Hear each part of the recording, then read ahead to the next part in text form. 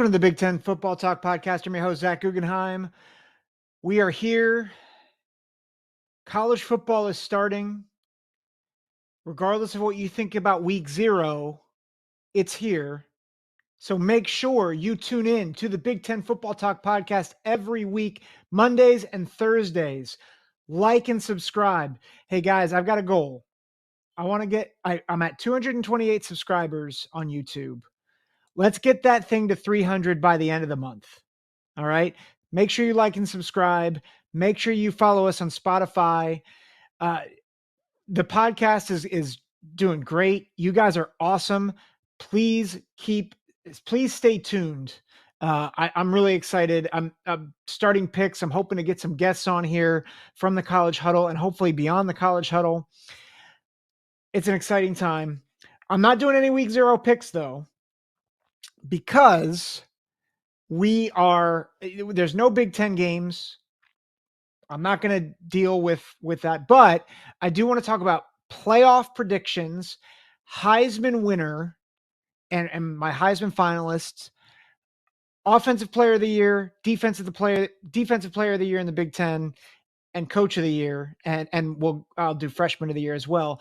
If you caught the Big Ten huddle with me on it, we did a version of this, but I'm going to maybe talk a little bit more about why I think things will go the way they will go.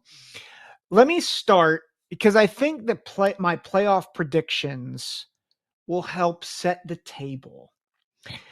So you guys know I did my game by game analysis, who I think is going to be in the Big Ten championship game. I have Ohio State, Michigan in the Big Ten title game. That was consistent with what JR and I picked on the Big Ten huddle, even though there were a few differences because we had to agree together on that. That was the exercise we had. But we agreed Ohio State, Michigan. That's no slight to Oregon. I think Oregon has a really good shot to get there, and we'll talk about that in a minute. But without further ado, let me go through my playoff predictions. I'm doing the 12-team bracket, and I know what you're thinking. I know as soon as I say a couple of teams, you're gonna be like, there's no way they're gonna make this. And there's one team that you're gonna say, you said on your your other podcast, they weren't gonna be in it. And then I went through schedules and I went through what do I think is gonna happen? And I changed my mind because I'm allowed to do that. By the way, aside from week 1, I will change my mind on certain games, FYI. So don't get mad at me and be like, I have the receipt of you picking this. That's preseason, right? I'm allowed to change my mind. Okay. Now that we're good, let's just go on to predictions. Number 1 seed of the playoff, I have the Georgia Bulldogs because let's be honest, aside from Ohio State, they easily have the best roster in college football. Now, there are some that think that their roster is not as good as maybe people think. And, I was looking at their roster, looking at their schedule. Their schedule is really, really hard, right? Georgia has a very difficult schedule. And because of that, I think Texas is a trendy pick. They get Clemson in Atlanta. It's kind of a home game, even though it's technically a neutral site. They have to go to Kentucky. They have to go to Alabama. And by the way, Alabama's on a bye, although Georgia's also on a bye. They have to go to Texas. So the road slate is tough. They have to go to Ole Miss. Here's the deal. I think they're better than all those teams. Right? They have 7 starters each on coming back on offense and defense. I think they have the best quarterback in the country in Carson Beck. Yes, they do have to replace a number of playmakers. Obviously, the tight end. I can't believe I'm blanking on his name right now. They lose Brock Bowers. How could I forget Brock Bowers? But they also lose Ladd McConkey. That's a big deal. I do think they're high on the tight ends that they have. Clearly, it's not going to be Brock Bowers. But I think Oscar Delp, they're really high on. I think their offensive line and their defensive line, that's where I'm like, You've got a quarterback. You've got really strong line play. I think that's really good. And so I look at the roster, I look at the roster and I look at their opponents. And yes, I think Texas is really good. I think Texas beats Michigan week 2. I am concerned about Texas's defensive line. I am concerned about that. And I think if you have a really good offensive line, I think that is something that they can exploit. And I think that's where Georgia wins that game. And I've said it once, I've said it 1,000 times. Road games are hard, but defense and running games travel everywhere. That's what Georgia has. And then you've got a quarterback who can make you pay. So I like the Bulldogs. I think they'll drop one, and it might be to Texas. But ultimately, I think they win the SEC championship game. I think if they're 12-1 and win the SEC, they're going to be the top overall seed because of the schedule, and I think because of the hype. I think they will be the number 1 seed. So that's who I have at number 1. Number 2, the Big Ten champs. You better be the Big Ten champs. I'm talking about the Ohio State University. We've talked about them at length, so I won't talk about them too much here. But I do think they go 11-1. I think they lose to Oregon at Autzen, and then I think they win the rest of their games. I think they beat Michigan twice, which I think will be very, very hard for them. I just think their roster it's so strong, and I think they have addressed the one area in their on their team that is necessary for them to address to beat Michigan, which is the running game. I think they will be able to run the ball. Again, I think by the end of the season, they might be the best run team in the country. So I've got them as the number 2 seed in the playoff. Number 3 seed might be a little controversial. I have the Florida State Seminoles. They get revenge for being left out a year ago. I think Florida State is in better shape than Clemson. I don't really buy the quarterback. I know Cade Klubnik was a, big time recruit, had a decent season a year ago, but he has not been, he has not been all world. I think people are counting on him to make a jump. I'm not sure I'm there. I think Phil Maffa as a running back is fine.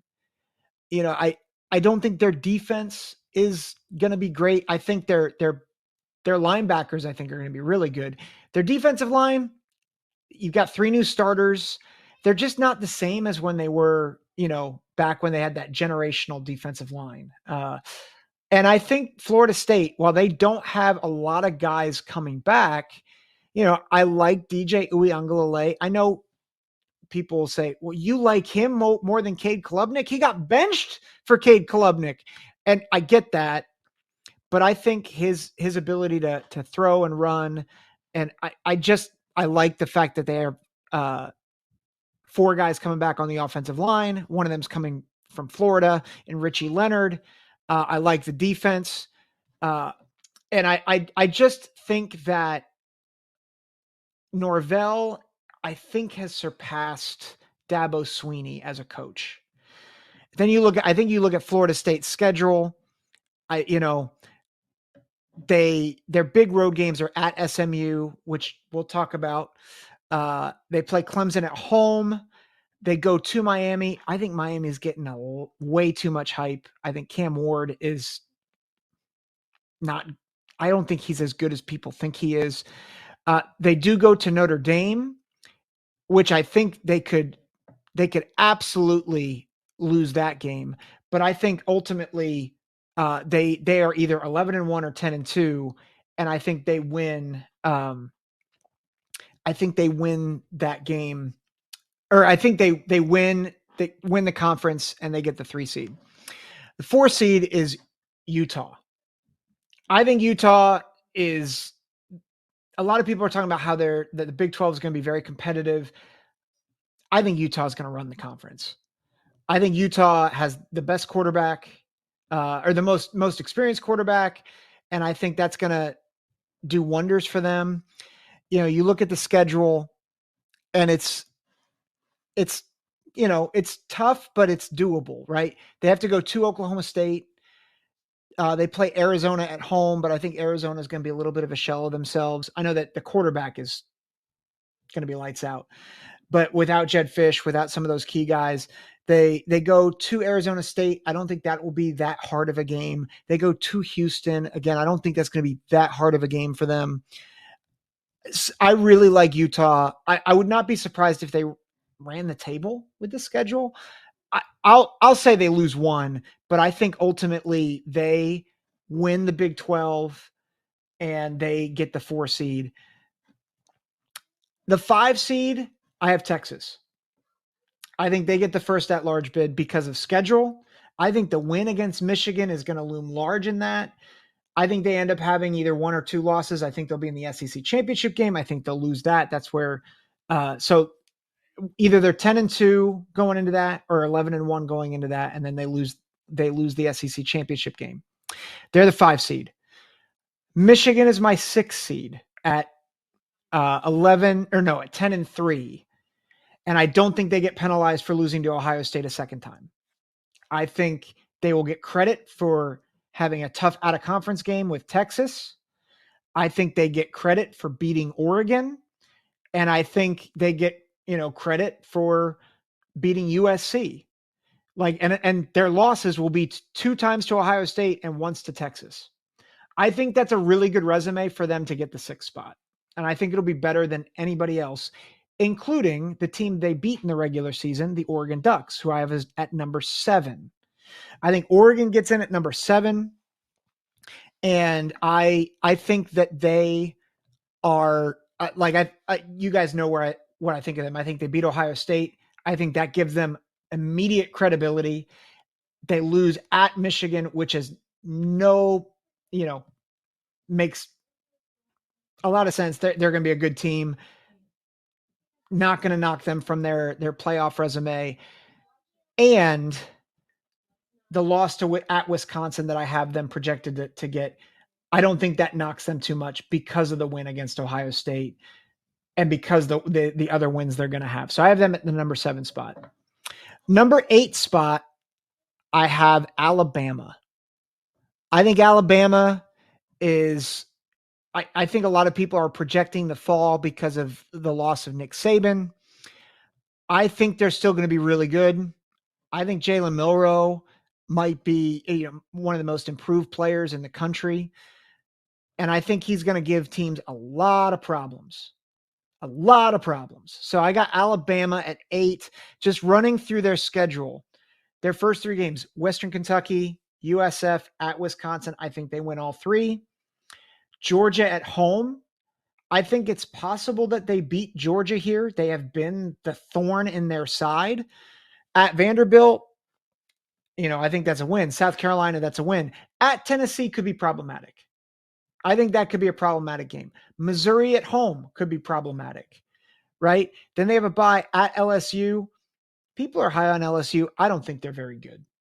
I think their defense stinks. Mercer, they're going to win that game. At Oklahoma, I think that's a possible loss. Auburn at home. I think Alabama loses 2 and misses the SEC championship game. But they're going to have a good enough schedule to make it into the playoff. And I think they will get the 8 spot. I realized I made a mistake here. And I'm going to add a team here and subtract a team that I completely forgot about. My number 9 team who will play Alabama is Notre Dame. I think Notre Dame makes the playoff as an at-large. I do think Notre Dame, I think they might be sweating on selection on the selection show, because Notre Dame, I think a lot of people just kind of assume that Notre Dame's going to be a world beater in everything. But I think if you look at the schedule and if you think about their roster, I just don't think that they are. I don't think they're going to run the table. I don't think they're going to be good enough to just, have a 12-0 schedule, to be this, this dominant force. I don't think that's who they're going to be. So you look at their schedule. I thought I had it pulled up here. Hold on for a minute. Oh, here we go. They start with Texas A&M, and I think a lot of people would say that's going to be an easy win for them. Maybe. It's at Kyle Field. I think Mike Elko's a heck of a coach. That could be a trouble spot for them. Northern Illinois at home. Then they go to Purdue. That's a tricky game. Like, I'm not picking Purdue to win that, but that's a tricky game. They get Miami of Ohio, Louisville, Stanford. Those should be wins. At Georgia Tech, that should be a win. Versus Navy, that should be a win. But then Florida State at USC, I think those are tough games. Listen, if Notre Dame loses even one, they're going to lose the schedule argument. They're going to lose the schedule argument. Like, their strength of schedule is not great. At the same time, I think there are multiple losable games on here. So I think they slot in below Alabama because I think they lose at least one, maybe even two, but I think they will have enough cachet to get the 9 spot. My number 10 seed is Mizzou. And I think very similarly, I think Missouri loses a couple games, but I think they'll get enough cred with the schedule because they're in the SEC, but I don't think they're going to get a high seed despite maybe having a better record than say Oregon or Michigan, because again, the schedule is weak for them. They have a couple of key games, but I think with that schedule, I think they end up 10-2, maybe even 11-1. I like them to go. I like them to go. I like them to be the 10 spot. Sorry, my brain is not working as fast as my mouth, so I apologize. My 11 seed is a team that I did not think I would have in, but I think based on what I'm thinking through with the Big 12 and the ACC and the SEC, I don't think there's going to be a 5th SEC team in. I think Oklahoma is going to have too many losses. I think Tennessee is going to have too many losses. I think Ole Miss is overrated, and I think they're going to have too many losses. Like, I know they have a lot of starters coming back. I just don't think they're as good as people think they are. I think they are going to struggle this year. I look at the Big 12. I look at the ACC. And I'm like, I have a couple of dark horses. One team to watch out for is SMU. But even like their schedule is pretty doable. At the end of the day, the team I went with for the 11 spot, despite me saying that I don't think they're going to get in, is Iowa. Because I think they're going to go 10-2, and I think they are going to have enough, even with their weak schedule. I think they're going to have wins against Nebraska and Wisconsin, which I think are going to matter. I think their loss to Ohio State is not going to be a knock against them because I think they are going to be the number 2 seed in all of college football. And so I've got Iowa squeaking in, and I've got my 12 seed as Boise State, the group of 5 participant. I think teams like a team like Liberty might go undefeated. I just don't think you're going to be able to ignore what Boise State accomplishes in their schedule. They play Washington State, they play Oregon State. And even though I don't think either of those teams are very good, I still think people will see those names and say, oh, Power 5. They play Oregon. And I think how they hold up against Oregon will matter as well. So that's my playoff. I got Georgia 1, Ohio State 2, Florida State 3, Utah 4, Texas 5, Michigan 6, Oregon 7, Alabama 8, Notre Dame 9, Missouri 10, Iowa 11, Boise State 12.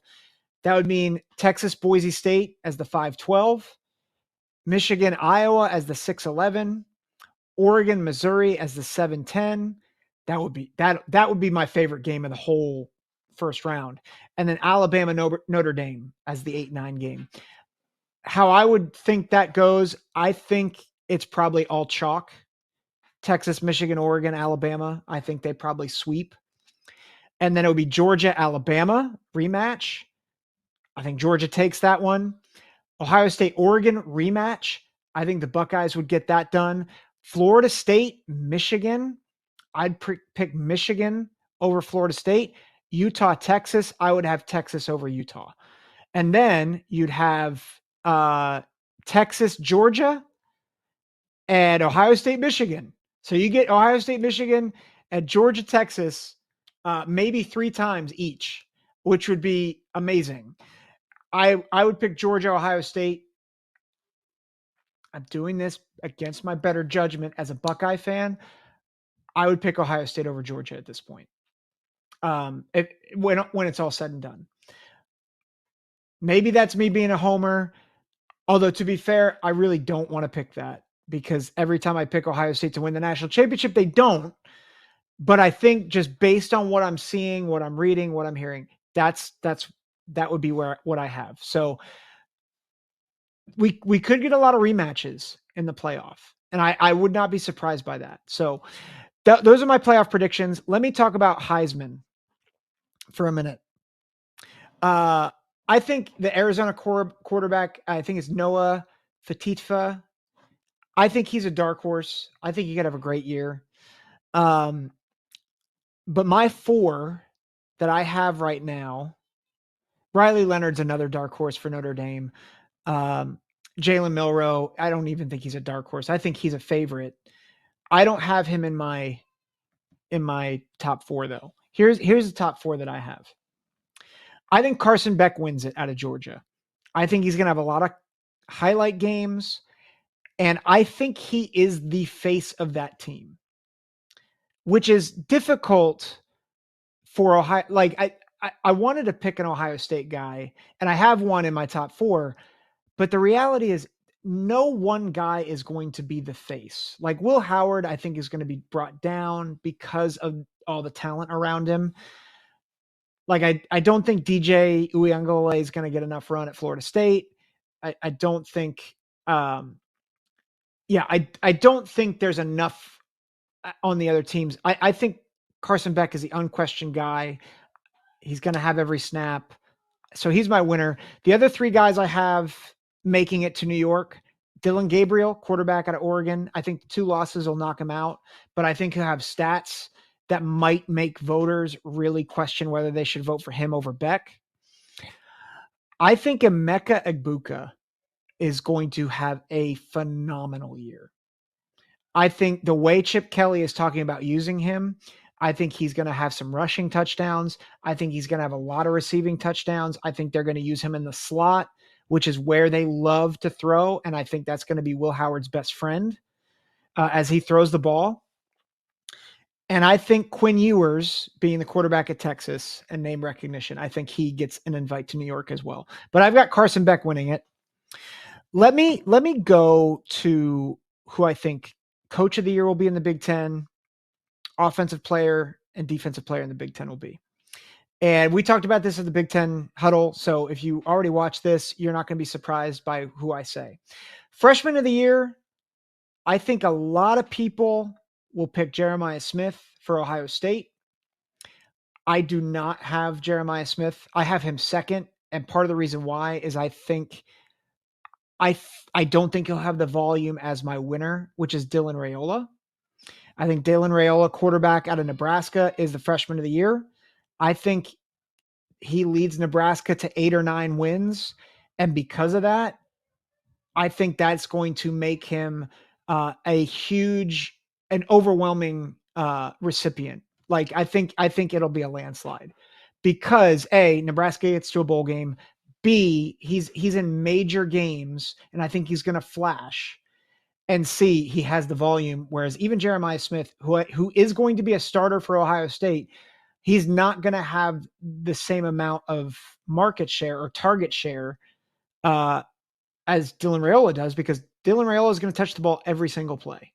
So I think those are easily the top 2. I think Raiola's number 1. A few other guys to watch out for. Coy Parrish out of Minnesota, I think could have a huge impact. Jordan Marshall out of Michigan. running back, guys from out of the blue, Andy and Jared were really high on him, and there's a lot of buzz coming out of him out of camp. Elijah Rushing as a 5-star defensive end for Oregon. Those are guys I would be watching out for.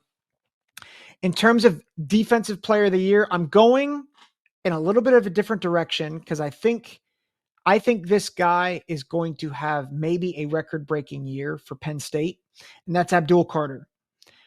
If you look at the Defensive Player of the Year award, it's often safeties, linebackers, or edge rushers. So defensive tackle, I think Mason Graham might be the best player in the country. He's not going to have the stats to win this award. I just don't think he's going to flash enough. Not because he's not great, but he's going to be so good at taking on double teams and letting Josiah Stewart get sacks and letting other guys get sacks. Same is true with Kenneth Grant. Like I think they're great. I just don't think that he's going to have the volume of stats. Abdul Carter is going to get his, and he's going to eat. And I think there's going to be games where even if they lose, he might have 2 or 3 sacks. Think about games like USC and Ohio State, where he's unblockable. And it's like, oh, the reason why they were even in that game was because of Abdul Carter. So I think Abdul Carter ends up winning Defensive Player of the Year because of his stats. I think Caleb Downs, Will Johnson, Jabbar Muhammad out of Oregon. I didn't have him originally on my list, but I think Dylan Thieneman is probably a potential name on there as well. I thought JR on the Big Ten Huddle made a good point that he already has name recognition, and even if Purdue has a bad season, if he has a really good breakout season again, that could be a savvy pick by veteran journalists to pick him as the Defensive Player of the Year. Jay Higgins out of Iowa, I think, is another guy to watch out for, especially if they make a playoff run. Offensive Player of the Year, I think it's Dylan Gabriel, and I think he wins it. And then I think a distant second, which might expose how I think the Heisman voting is going to go, is Emeka Egbuka. Egbuka, wide receivers don't get a lot of pub, but again, I think Egbuka is going to get a lot of touches. I think he's going to get a lot of touchdowns, and I think he is the well-known commodity on this Ohio State offense as the heir apparent to Marvin Harrison, and I think he will overshadow Jeremiah Smith. So I think Smith's going to get a lot of hype. I think Carnell Tate's going to get a lot of hype, but I think Emeka is going to be the leading receiver. I think he's going to have a lot of touches, a lot of highlight plays, especially in the big spotlight games. And that's going to make him, I think, the number two guy in this race. Other guys to watch out for: Miller Moss out of USC, Drew Aller out of Penn State, Kyle Monangai out of Rutgers. Watch out for him. I think those guys, I think, are some other big names. And of course, Tez Johnson out of Oregon.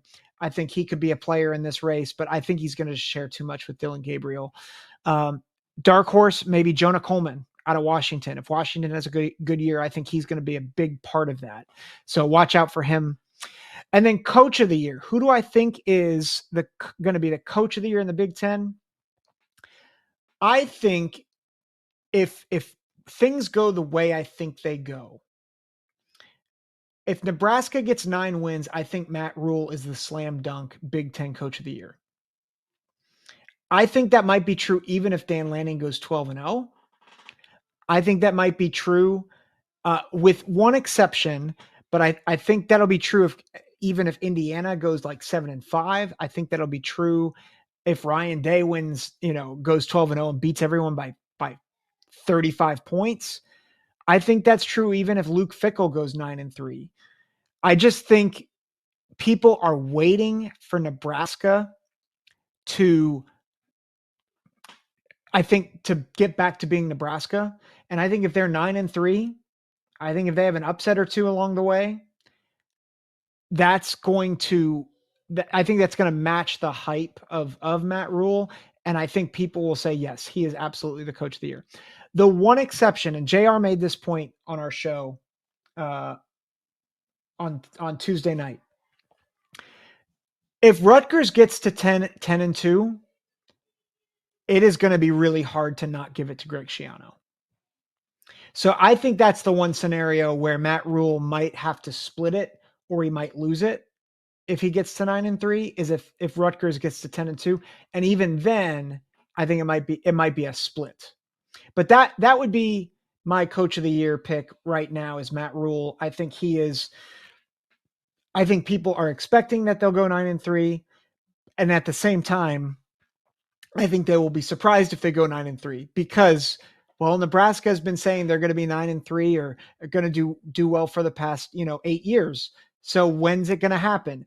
And so I think that's gonna drum up a lot of support for what Matt Rule has done and what he will continue to do. So I think he's the coach of the year, my preseason coach of the year. That'll do it. I talked very quickly on this podcast, so I apologize. There is a transcript. I don't know how helpful it is, but if you go on Spotify, there's a transcript of this podcast if you want to read it. But again, make sure to like and follow on Spotify and make sure you like and subscribe on YouTube. Let's get this thing to 300 before the official start of the college football season. That's August 31st. And we will be back with picks. We'll do the state of the Trojans on Monday, and then we will have week 1 picks, I believe, with my man Larry Crane from Night Watch. You won't want to miss it. Take care. Enjoy the start of the football season, and God bless.